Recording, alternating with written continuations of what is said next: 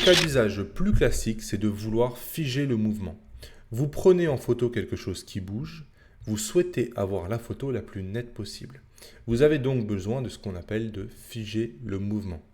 Faisons un premier test, pour voir l'impact de la vitesse d'obturation sur les photos. Pour faire cette démonstration, j'ai pris tout simplement un objet commun, un hand spinner, qu'on trouve à peu près partout pour 3 euros.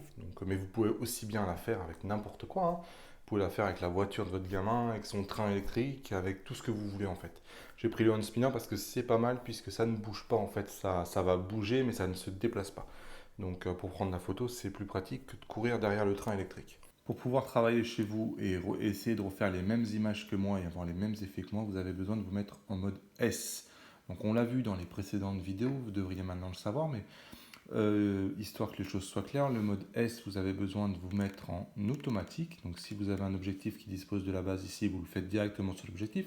Sinon, vous employez la méthode dont on a parlé en utilisant la molette ici. Vous allez jusqu'à l'ouverture minimale F22 et vous vous mettez en position A. On l'a déjà vu. Ensuite, vous avez besoin pour vous mettre en mode S de vérifier que vous avez les ISO tout simplement en automatique. Donc les ISO en automatique, on l'a vu ensemble comment mettre le bouton ici pour les ISO automatiques. Vous choisissez tout simplement un mode ISO automatique que vous avez configuré. Ça, on l'a vu ensemble tout ça. Tout simplement, vous choisissez une vitesse. Donc là, par exemple, si je voulais faire un test d'une photo à 1/30e de seconde, je mettrai ici le petit 30 ici. Et donc, hop, ici, je vois que je suis bien en mode S et que j'ai bien ma vitesse 1/30e de seconde qui est sélectionnée. Voilà. Ensuite, vous avez votre ouverture qui est automatique. Donc, c'est l'appareil qui s'en occupe. Les ISO sont en automatique, c'est l'appareil qui s'en occupe. La seule chose que vous avez figée, c'est la vitesse d'obturation. Et vous faites des tests, tout simplement. Donc, moi, je vais vous montrer les photos que j'ai faites en fonction des vitesses. Donc, vous faites tourner le hand spinner, tout simplement comme ça. Et vous essayez de figer le mouvement, de flouter le mouvement et enfin d'avoir tout flou. Donc, vous verrez rapidement la différence. Moi, je vous montre les photos. On va prendre une photo à 1/15e de seconde, une autre photo à 1/180e de seconde et une photo à 1 millième de seconde. Vous voyez le résultat. Comme vous le voyez, la photo n'est pas la même. En fonction de la vitesse d'obturation, vous allez avoir le mouvement qui est plus ou moins perceptible. C'est normal. Plus la vitesse est lente et plus l'objet a eu le temps de se déplacer, et la photo est le reflet de ce que l'appareil photo a vu quand le capteur était exposé. S'il a vu quelque chose qui bougeait, la photo le reflète. Le mouvement apparaît en laissant une traînée sur votre photo. A l'inverse, à 1 millième de seconde, l'objet n'a pas eu le temps de bouger pendant qu'on prenait la photo et apparaît donc parfaitement net. On a donc figé le mouvement. Tout cela est valable si vous photographiez un sujet qui bouge. Mais dans le cas où vous photographiez quelque chose d'immobile, comme un objet ou un paysage, quel impact a la vitesse ? Refaisons le même test. Deuxième test à faire, cette fois-ci, c'est avec un objet fixe. Donc moi, par exemple, j'ai pris un petit objectif parce qu'il y a du texte dessus. Et donc le texte, c'est très intéressant parce qu'on voit très très vite quand le texte n'est plus net. Donc quand on n'a pas bien figé le mouvement avec le texte, on le voit tout de suite.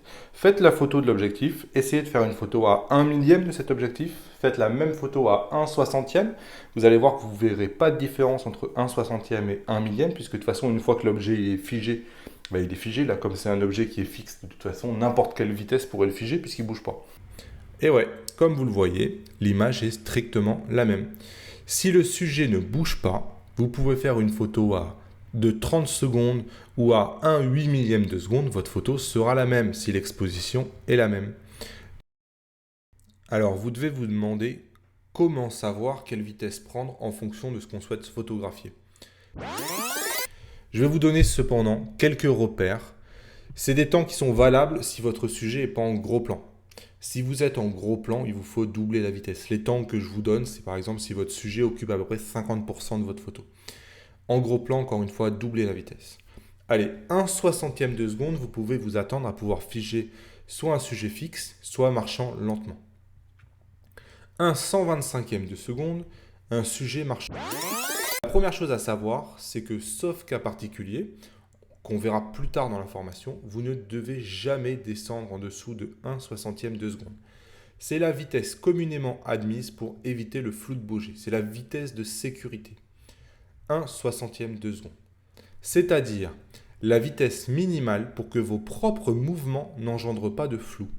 En effet, vous n'êtes pas un robot et même si vous avez l'entraînement d'un sniper, vous bougez sans vous en rendre compte. Du coup, pour être sûr que vos propres mouvements n'entraînent pas de flou, vous devez rester au moins à 1/60 de seconde.